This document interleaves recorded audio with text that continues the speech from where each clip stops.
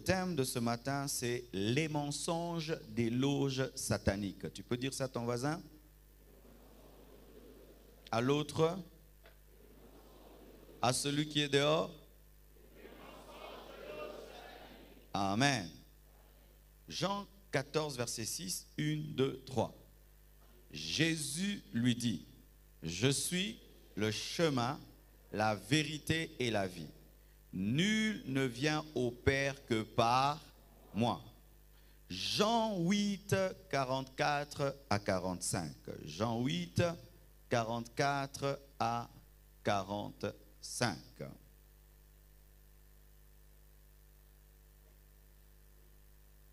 Vous y êtes? 1, 2, 3. Vous avez pour père le diable et vous voulez accomplir les désirs de votre père. Il a été meurtrier dès le commencement et il ne se tient pas dans la vérité parce qu'il n'y a pas de vérité en... Lorsqu'il profère le mensonge, il parle de son propre fond, car il est menteur et le père du mensonge. Et moi, parce que je dis la vérité, vous ne me croyez pas. Acclamons la parole du Seigneur. Nous bénissons Dieu parce qu'il y a déjà des personnes qui étaient dans des loges occultes qui sont en train, pendant ces 30 matins, de confesser l'occultisme, d'apporter des livres magiques. Hier même, on m'a dit qu'il y a quelqu'un qui est de l'Écancard, qui est venu pour abandonner l'Écancard et laisser même la clé d'une voiture acquise dans l'occultisme. Est-ce qu'on peut acclamer le Seigneur pour cela? Alléluia! Et c'est ce que nous voulons, et c'est ce que nous croyons, que Dieu est capable par sa parole et par sa puissance de libérer un homme d'une loge occulte. Amen. Qu'est-ce qu'une loge? Quand on dit loge, loge, amen. Déjà, le terme loge, c'est quoi? Loge veut dire seulement assemblée, veut dire seulement cellule séparée. Quand on dit loge occulte, c'est une assemblée occulte ou une cellule occulte. C'est ça, loge. Il n'y a rien d'extraordinaire dedans. Quand on dit que je vais à la loge, il est dans une loge, ça veut dire il est dans une cellule occulte ou une assemblée occulte. Amen. Voyez, lorsque nous présentons ces deux passages, vous allez remarquer qu'il y a une grande opposition entre Jean 14, verset 6 et Jean 8, verset 44 à 45.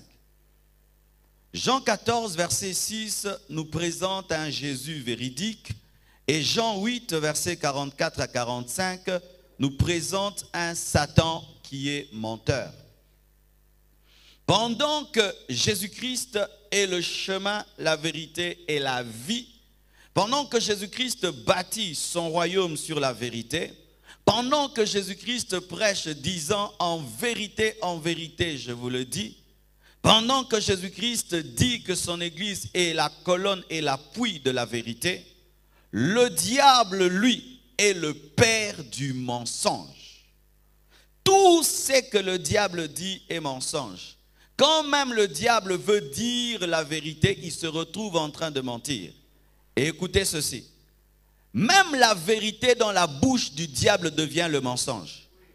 C'est pourquoi lorsqu'il a dit, il est écrit à Jésus, ce n'était plus la Bible, c'était le mensonge. Lorsqu'il est venu auprès d'Adam et Ève, présentant ce que Dieu a dit, c'était le mensonge. La Bible dans la bouche du diable devient le mensonge. Il ment depuis toujours et il est le père du mensonge. Lorsqu'il ment de tout son fond. C'est pourquoi un enfant de Dieu ne peut pas mentir. Je dis, un enfant de Dieu ne peut pas mentir. Un enfant de Dieu ne peut pas mentir. Même si le mensonge te sauve des fois, même si le mensonge résout des fois tes problèmes, même si le mensonge te permet d'acquérir des choses, même si le mensonge des fois permet qu'on puisse te relâcher, un enfant de Dieu ne ment jamais. Jamais. Parce que lorsque tu mens, tu deviens fils du diable, car lui est le père du mensonge. Toutes les doctrines occultes sont fondées sur le mensonge. Même s'il y a des gros livres, même s'il y a des intellectuels, même s'il y a un semblant de vérité, un semblant de sagesse, un semblant de philosophie, toutes les loges occultes sont fondées sur le mensonge parce que ce sont les assemblées du diable, les églises du diable. Pendant que l'église de Jésus-Christ est fondée sur la vérité, les loges qui sont les assemblées du diable sont fondées sur le mensonge. Quels que soient les noms qu'ils se donnent, Rose-Croix, Maïkari, Ekankar, Message du Graal et que sais-je encore, Illuminati, tout est fondé sur le mensonge. Voici les mensonges que tu vas retrouver dans ces loges. Lorsqu'ils viendront vers toi, ou que tu vas aller vers eux, ils vont te présenter ces mensonges. Et voici les arguments bibliques que tu auras face à ces mensonges. Ils vont te dire que la réincarnation existe. Qu'est-ce que la réincarnation? C'est le fait que tu meurs et puis tu reviens. Ils enseignent que l'homme peut avoir 2 vies, 3 vies, 4 vies, 5 vies. Que tu peux naître au Congo, tu meurs au Congo et puis tu vas naître au Japon.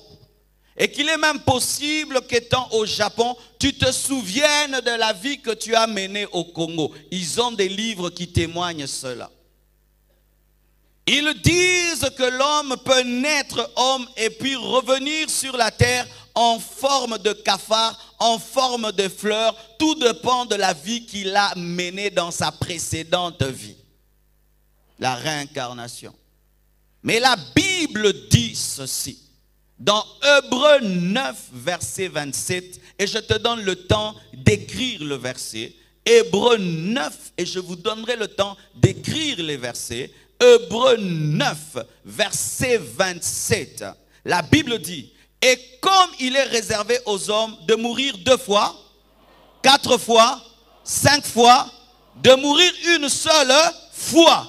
Après quoi vient la réincarnation? Après quoi vient quoi? Le jugement. Acclamons la parole de Dieu.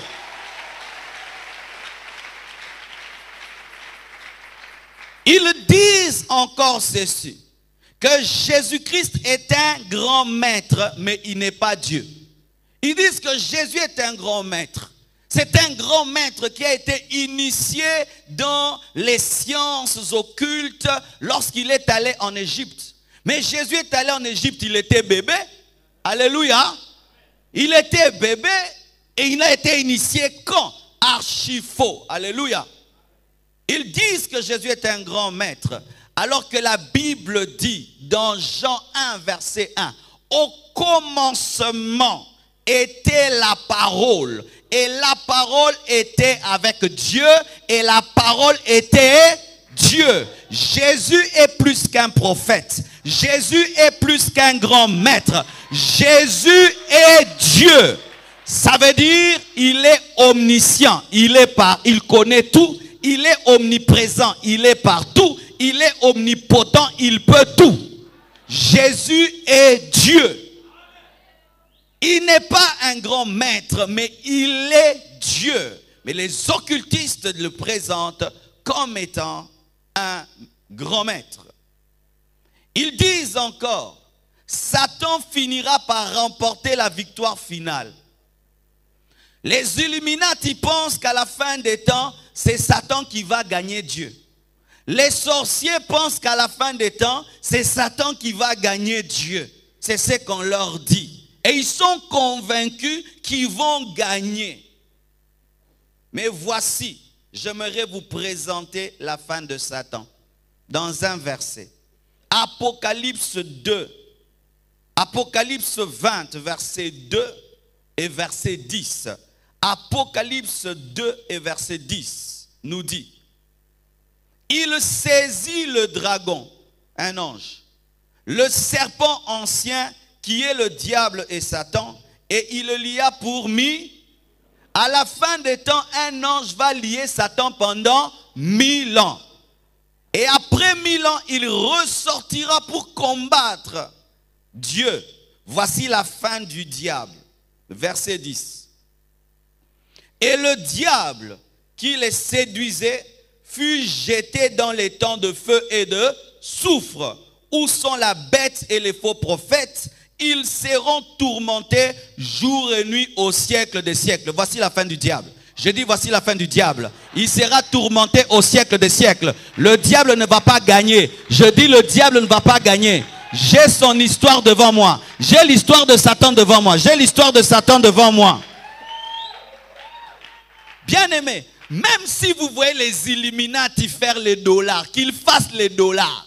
Même si vous voyez les Illuminati faire l'euro, qu'ils fassent l'euro. Même si vous les voyez faire des réunions et des réunions de Bilderberg, comme ils appellent, qu'ils fassent leurs réunions comme ils veulent. Mais la Bible dit dans Apocalypse 20, verset 10, que le diable finira en enfer. Et ce qui est écrit est... Ce qui est écrit est... La Bible a parlé de la Pentecôte, le Saint-Esprit est venu. La Bible a parlé de la naissance de Jésus, Jésus-Christ est né. La Bible a parlé de la mort et de la résurrection de Jésus-Christ, Jésus est mort, il est ressuscité. La Bible a parlé de la naissance de Jean-Baptiste est né. Et la Bible a parlé de la fin du diable aura lieu. Alléluia. Nous sommes comme ceux qui ont vu le film et qui sont en train de le revoir avec des gens qui ne l'ont pas vu. C'est pourquoi nous ne sommes pas agités. Lorsqu'ils font des banderoles, ils font des affiches. La fin du diable, c'est l'enfer. Il ne gagnera pas. Il ne gagnera pas. Il ne gagnera pas. Apocalypse dit que le diable ne gagnera pas. Tu sais que le fait seulement d'entendre ça, il y a des démons qui partent. Ah oui? Car les démons n'aiment pas entendre la vérité. Toi qui es dans l'occultiste, vous ne gagnerez pas. Tu es dans une équipe d'un perdant qui est déjà perdu et qui perdra encore. J'aimerais même te parler des bosses du diable. Si tu le regardes, il a beaucoup de bosses causées par beaucoup de chutes. Le jour qu'il a voulu prendre le trône de Dieu, Dieu l'a précipité, l'a jeté sur la terre. Première bosse. Alléluia. Dieu l'a précipité sur la terre. Première bosse. Lorsque Jésus-Christ est venu sur la terre, il a suivi Jésus-Christ dans le désert. Jésus-Christ l'a vaincu dans le désert. Deuxième bosse. À Golgotha, il est venu. Jésus-Christ a dépouillé les autorités, les dominations. Quantième bosse. Lorsque Jésus-Christ est mort, dans le séjour de mort, Jésus-Christ lui a arraché la clé du séjour de mort. Quatrième bosse. Et lorsqu'il s'est tenu pour que Jésus-Christ ne ressuscite pas, Jésus-Christ après 3 jours est sorti vivant, vainqueur du tombeau. Combien de bosses? Alléluia. Et la Bible nous dit que dans le millénium, il sera lié. Combien de bosses? Et à la fin des temps, il sera jeté en enfer. Combien de bosses? Les satanistes servent un bossu. Un échec qui ne fait qu'échouer, qui échouera et qui échouera et qui échouera. Dans l'histoire du diable, il n'a jamais réussi. Dans l'histoire de Satan, il n'a jamais réussi à l'école. Il ne fait qu'échouer, il ne fait qu'échouer et qui fait échouer. Et maintenant, celui qui échoue devient ton professeur. Tu vas réussir?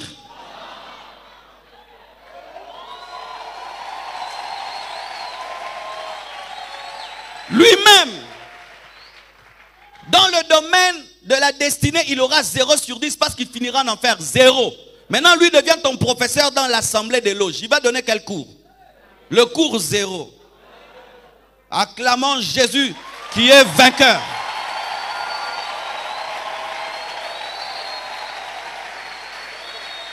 C'est Jésus le vainqueur. C'est Jésus le vainqueur. C'est Jésus le vainqueur. C'est Jésus le vainqueur. Satan ne gagnera pas. Les Illuminati ne gagneront pas. Même s'ils viennent au Congo et ils commencent à mettre déjà des signes au Congo, qu'ils fassent ce qu'ils veulent, ils ne gagneront pas. C'est déjà écrit dans la Bible. Tout est déjà écrit. Et la Bible a déjà été clôturée.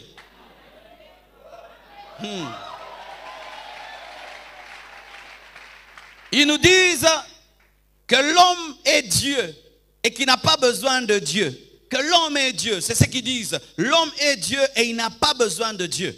Alors que la Bible dit, dans Jean 15, verset 5, Jean 15, verset 5, je suis le cep, vous êtes les sarments. Celui qui demeure en moi et en qui je demeure porte beaucoup de fruits. Car sans moi, vous ne pouvez rien faire. Il est le cep, nous sommes les sarments. Nous ne sommes pas les cèpes, c'est lui qui est le cep. Le cep, c'est Dieu, l'homme, c'est le sarment. Et sans Dieu, l'homme ne peut rien. Il nous enseigne l'œcuménisme. Qu'est-ce que l'œcuménisme? L'œcuménisme, c'est le mélange de religions. C'est le mélange de doctrines. Même si vous avez des divergences, vous vous mélangez ensemble. Ils disent qu'on peut mélanger toutes les religions. On peut mettre les bouddhistes, les hindouistes, les chrétiens ensemble. Ils disent qu'on peut mélanger la Bible avec les démons, la Bible avec les talismans, la Bible avec l'hindouisme, la Bible avec le kimanguisme, la Bible avec des faussetés. Et on dit que c'est ça, avoir un esprit ouvert. Amen. Il a une ouverture d'esprit parce qu'il accepte tout le monde.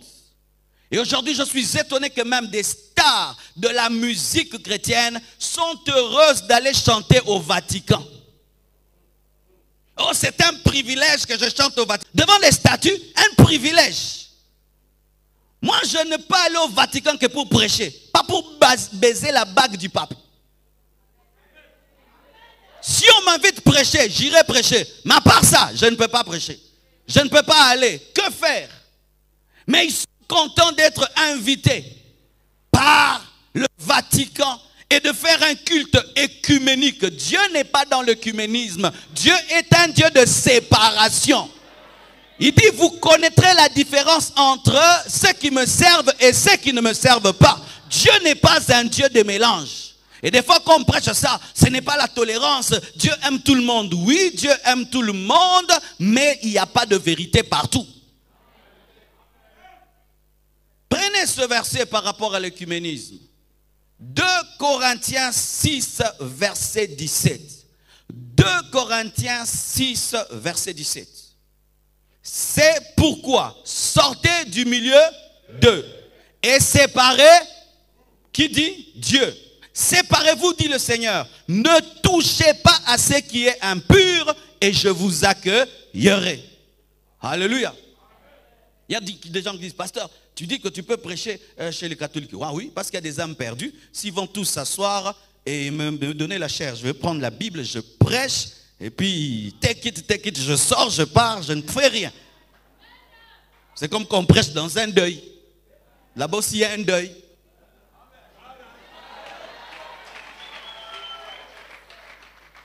Alléluia. La Bible dit, sortez du milieu d'eux. Si on te parle d'écuménisme, n'y va pas. L'écuménisme n'est pas de Dieu. On ne mélange pas ce qui ne se mélange pas. Il n'y a pas de relation entre la lumière et les ténèbres, entre les temples de Dieu et les idoles. 6e fausseté des loges occultes. Tu auras à ton service des démons. C'est ce qu'on leur dit. On va te donner des démons qui vont te servir. On va te donner des démons qui vont travailler pour toi. On va te donner des démons qui vont te protéger. On va te donner des démons qui vont être tes esclaves. Jamais un démon ne devient l'esclave d'un homme. Jamais un homme ne domine les démons si ce n'est pour les chasser au nom de Jésus. Alléluia. Jamais. Et la Bible dit ceci. Dans Acte 19, verset 16. Et l'homme dans lequel était l'esprit malin. Acte 19, verset 16.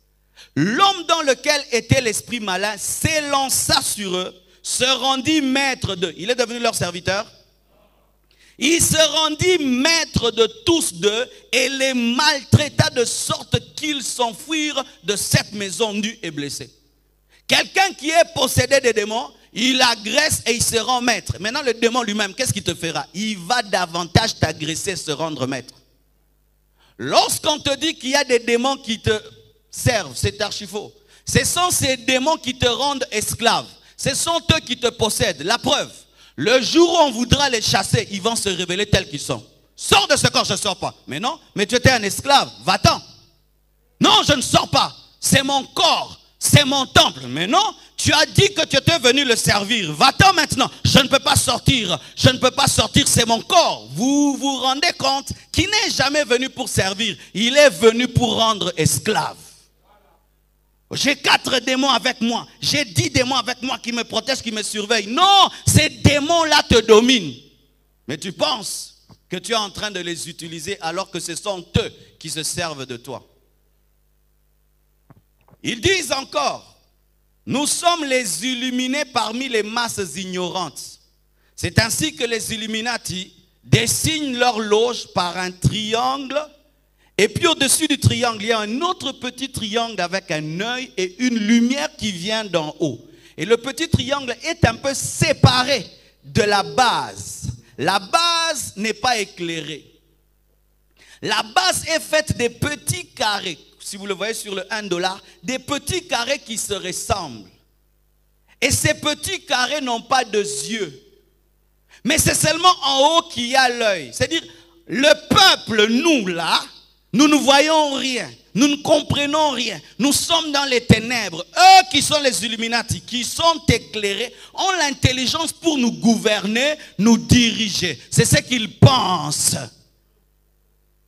Ils pensent qu'ils sont des païens élevés au-dessus d'autres païens. Est-ce qu'il y a des cadavres, super cadavres? Est-ce qu'il y a des morts, super morts? Avez-vous déjà vu un mort qui est en train de bouder un autre mort disant qu'il y a un coup bien? Alléluia.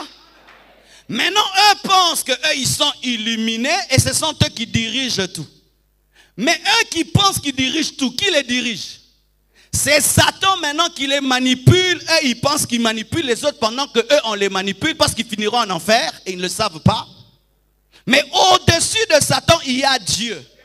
En soi, et eux, et Satan, tous sont dans la petite pyramide. La seule lumière, c'est Jésus-Christ de Nazareth. Et la Bible dit ceci. Dans Romains 3, verset 11. Nul n'est intelligent. Romains 3, 11. Nul n'est intelligent parmi les hommes. Nul ne cherche Dieu. Tous sont quoi? Égarés. Amen. Il n'y a pas de super païen. Je dis, il n'y a pas de super païen. Ou toi, tu es dans une loge parce qu'on vous donne des livres et tu lis et tu regardes les gens avec orgueil comme si toi, tu maîtrises la vie. Tu mourras comme un homme normal. Où étaient les démons de Mobutu quand la mort est venue? Il est déjà mort, je peux parler. Lui, papa m'a arrêté. Où sont ces démons? Il avait bien son chapeau de léopard quand il maigrissait. Il avait bien sa canne avec lui. À Lutenica, où étaient les esprits qui étaient dans la canne? C'est Dieu qui est le maître des temps et des circonstances. C'est Dieu qui est le maître des temps et des circonstances. Et le jour où Dieu a dit, aujourd'hui Mobutu tu reviens, Mobutu est parti. Et tous ceux qui sont dans les loges, bien aimés, le jour où Dieu décide que tu meurs, ton Illuminati là, ça prend fin. Tous sont perdus. Il n'y a point d'intelligent parmi eux. Il n'y a pas de super païens. Amen. Il n'y a pas de super païens. Il n'y a seulement que des païens orgueilleux plus que les autres. Ils disent qu'il y a une part de vérité dans toutes les religions. C'est-à-dire qu'il y a un peu de vérité chez les bouddhistes, un peu de vérité chez les hindouistes, un peu de vérité dans l'islam. C'est pourquoi ils s'appellent les chercheurs de vérité. Ben vous êtes trop dur. Mais l'islam enseigne aussi l'hospitalité, l'hindouisme enseigne la concentration et le bouddhisme enseigne la maîtrise de soi. N'est-ce pas des vertus? On sera français bongo? Ça t'en a pas français. Hein? Ils disent qu'il y a une part de vérité dans toutes les religions. Mais voici ce que je réponds. Pourquoi aller chercher des miettes de vérité pendant que j'ai la vérité? Oh, répondez-moi. Pourquoi aller chercher des parts de vérité alors que moi, j'ai la vérité en majuscule, car Jésus a dit, je suis le chemin, la vérité et la vie. Jésus n'est pas une part de vérité, il est la vérité. Jésus n'est pas la moitié de la vérité, il est la vérité. Lorsque maintenant j'ai la vérité, qu'est-ce que j'irai chercher dans les parts de vérité? Alléluia. J'ai tous les morceaux, qu'est-ce que j'irai chercher dans les miettes? Car la plupart d'entre eux, en soi, ils lisent la Bible et puis ils prennent des petites choses dans la Bible. Alléluia. Ils disent, il faut développer ton aura. Qui a déjà entendu ça? Aura. Yoga combat bien. Aura. Toi, tu as un aura. Hein? Il faut venir chez nous. Hein? On va développer l'aura. S'ils n'appellent pas ça aura, ils appellent ça troisième œil. C'est-à-dire l'œil qui est là. C'est pourquoi ces dessins animés avec des bandes dessinées, avec des choses ici sont occultes. Où il n'y a qu'un seul œil. C'est pourquoi vous remarquez maintenant, il y a une mode quand les femmes se peignent, elles montrent qu'un seul œil. Troisième œil. Où les stars font ça, montrent un seul œil. Où il peut être en train de prendre une photo, il montre un seul œil. C'est le signe du troisième œil, l'œil du diable, l'œil qui est sur la photo des Illuminati, le triangle des Illuminati. Pour ma part, mes deux yeux me suffisent. Je dis, pour ma part, mes deux yeux me suffisent. Et si je connaîtrais des choses, je les connaîtrais par le Saint-Esprit. Écoutez la réponse de Dieu que vous pouvez leur donner. Jérémie 33, verset 23. Il faut que tu développes toi-même, dis toi-même, ton aura. Toi-même, ton homme intérieur, toi-même, ton troisième œil, toi-même, développe ça. La Bible dit dans Jérémie 13, verset 23, un Éthiopien peut-il changer sa peau et un léopard ses taches? De même, pourriez-vous faire le bien, vous qui êtes accoutumés à faire le mal? C'est-à-dire quoi? L'homme ne peut se transformer lui-même, l'homme ne peut se développer spirituellement lui-même. Il faudrait que son créateur puisse l'aider. Tout ce que l'homme fait pour changer sa peau lorsqu'il est éthiopien, c'est du choco spirituel, et l'occultisme, c'est du choco. Give me amen, I preach you. Si quelqu'un est noir et il devient clair naturellement, donc Dieu a fait un miracle, il a changé de noir en clair. Mais si quelqu'un est né noir, il devient clair. C'est un Éthiopien qui a changé la peau, mais il a mis les chocos, mais ses gènes sont les mêmes. Parce que Yambi, produit, n'entre jamais dans le sang, ce qui fait que tu peux devenir clair, mais tes enfants sont noirs. C'est pourquoi les enfants de Michael Jackson, je doute trop, parce que transformer l'extérieur ne transforme jamais le sang.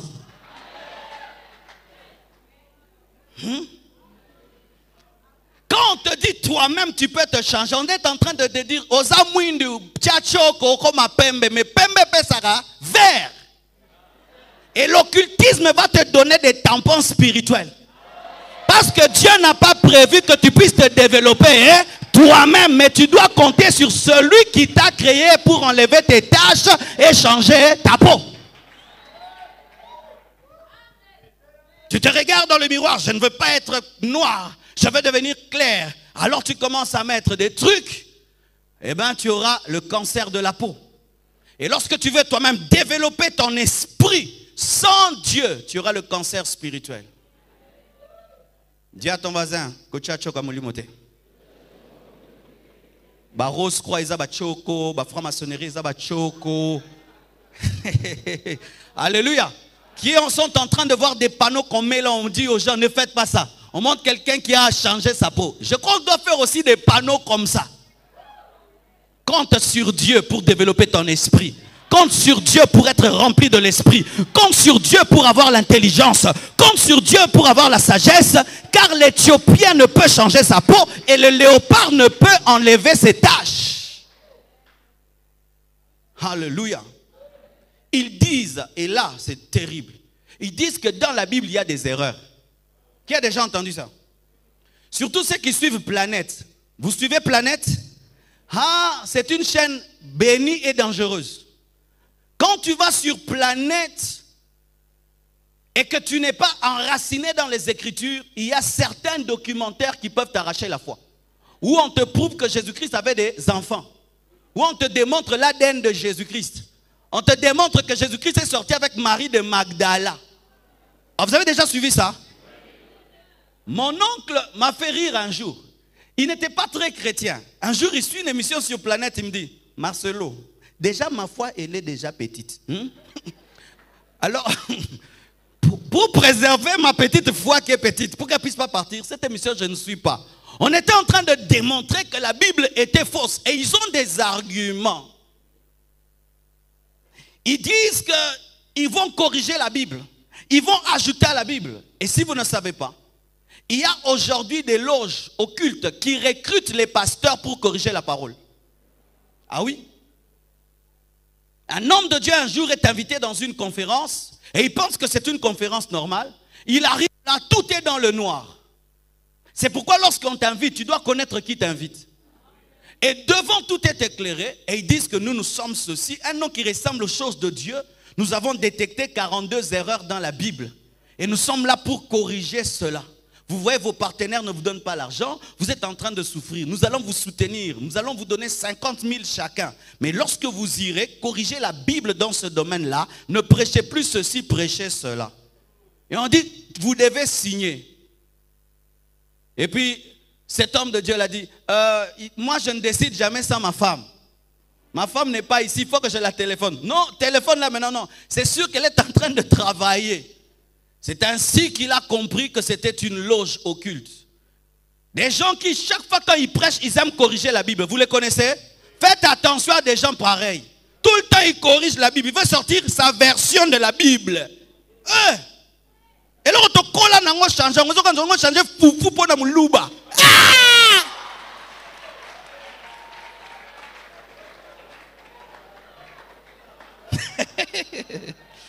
Ah, j'aime beaucoup les balouba. J'ai épousé votre sœur.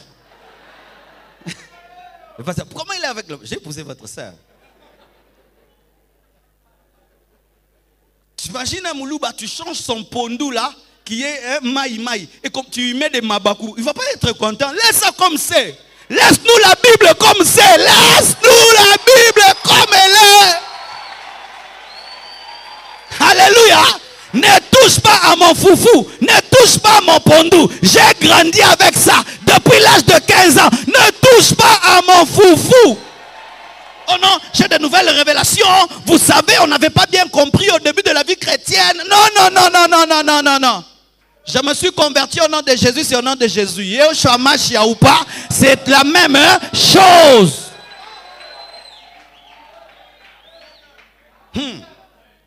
Et la Bible dit ceci dans Apocalypse 22, versets 18 à 19. Prenez ce passage. Apocalypse 22, 18 à 19. Pour ceux qui aiment dire qu'il y a des erreurs dans la Bible. Je te déclare. Je le déclare à quiconque. Dis quiconque. Docteur, pasteur, évangéliste, prophète. Entend les paroles de la prophétie de ce livre. Si quelqu'un qui, docteur, pasteur, apôtre, y ajoute quelque chose, Dieu le frappera des fléaux décrits dans ce livre. Et si quelqu'un retranche quelque chose de ces paroles du livre, de cette prophétie, Dieu quoi? Retranchera sa part de l'arbre de vie et de la ville sainte. Décrit dans ce livre. Pour dire quoi? Ce livre est fini. Ce livre est clôturé. C'est comme quelqu'un qui construit sa maison, il commence à habiter dedans, tu viens, tu dis non, je vais démolir. La Bible est finie. Qu'on ne vienne pas te présenter l'évangile de Saint Thomas, ça n'existe pas. Oh, l'évangile de Moïse, oui, ça n'existe pas. Les 66 livres sont la Bible. Tout le reste, ce sont que des connaissances générales. C'est pourquoi Siracide, j'étais Tobi, jeté. Sagesse, jeté. Maccabée, jeté. Quoi? Jeté. Quoi? Jeté. On appelle ça des livres d'hétéro-canoniques, des livres apocryphes. Ils n'ont pas autorité spirituelle, parce que c'est là que se trouve le culte des morts. Ah oui. C'est là qu'on s'inspire pour prier les morts et invoquer les morts. C'est dans les livres apocryphes et d'hétéro-canoniques. Celui qui ajoute, Dieu va ajouter les plaies. Celui qui retranche, Dieu va retrancher sa récompense. C'est un livre fini, terminé. Amen. Amen. Il y a des erreurs dans la Bible que lorsqu'on la comprend mal. Il y a des contradictions dans la Bible que lorsqu'on lit la Bible avec l'intelligence sans le Saint-Esprit. Il y a des erreurs dans la Bible lorsqu'on est limité dans la connaissance. Moi, par exemple, je pensais qu'il y avait des erreurs au début de ma vie chrétienne. On dit que Adam connut Ève et Ève enfanta Caïn et Abel. Mais on dit qu'on a chassé Caïn loin. Mais on dit qu'il a eu des enfants. Je dis, ah, comment? Hein? Il n'y a pas de filles. Il n'y a pas de filles. Ah, la Bible. Tu vois, avec ma petite connaissance biblique, je veux juger la Bible. C'est comme si une fourmi veut juger un homme. Mais quand j'ai grandi, j'ai compris que celui qui a écrit Genèse, c'était qui? Moïse. Et dans la culture des Juifs, on ne citait pas souvent les noms des filles. C'est tout.